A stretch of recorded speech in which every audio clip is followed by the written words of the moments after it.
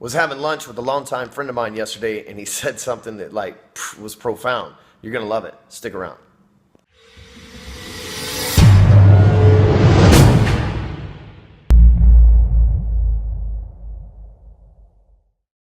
So I was at lunch yesterday with my old pal Hoss Pratt.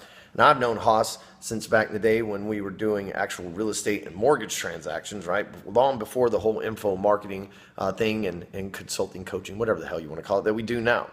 And it occurred to me that sometimes people that do like everyday normal stuff, say everyday normal things that you don't necessarily hear can be awfully profound to you the first time that you hear it. I remember I was at a seminar a couple of weeks ago and somebody said something to me that was just normal, out of the blue shit to them. It's like no big deal, just everyday life for them. That blew my mind and changed the way that I'll do business in 2015. And they were like blown back that I hadn't thought of it. And I was pretty mad at myself for not thinking of it too. But back to my story with Hoss.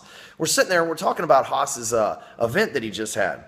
He had a lot of real estate agents from all over the country and probably the world show up at his event there in Plano, Texas. And we were talking about how successful it was and how awesome it was to feel and, all that good stuff. And he was telling me how much it cost to put it on. And it was a significant amount of money and time and effort. And he goes on to explain that he spends 6 months out of his year really focusing on this one particular event. And I said to him, just casual conversation, right? I said, man, see, now that's why I don't do big events, man. I don't know that I could take the risk. Like, what happens if nobody shows up? And what he said next was clutch, perfect, right from the words of a closer, right? Hoss says, well, you don't fail. Guys like us don't accept failure as an option. You make sure people are in those seats. You make sure tickets are sold. You do whatever it takes to get your money back and make a return on investments and make sure that seats are filled. And I thought about that for a second. I'm like, yeah, you know what? Winners don't accept failure, right? We make it happen no matter what.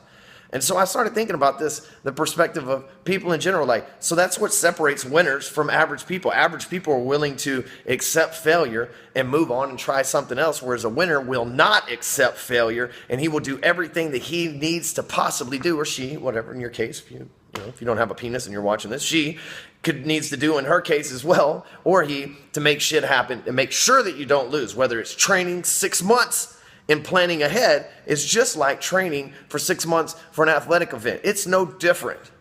But you put in the work and you make sure that no matter what, it happens. That's what separates winners from average people. So today I'm going to say, don't be average. You want some shit, man?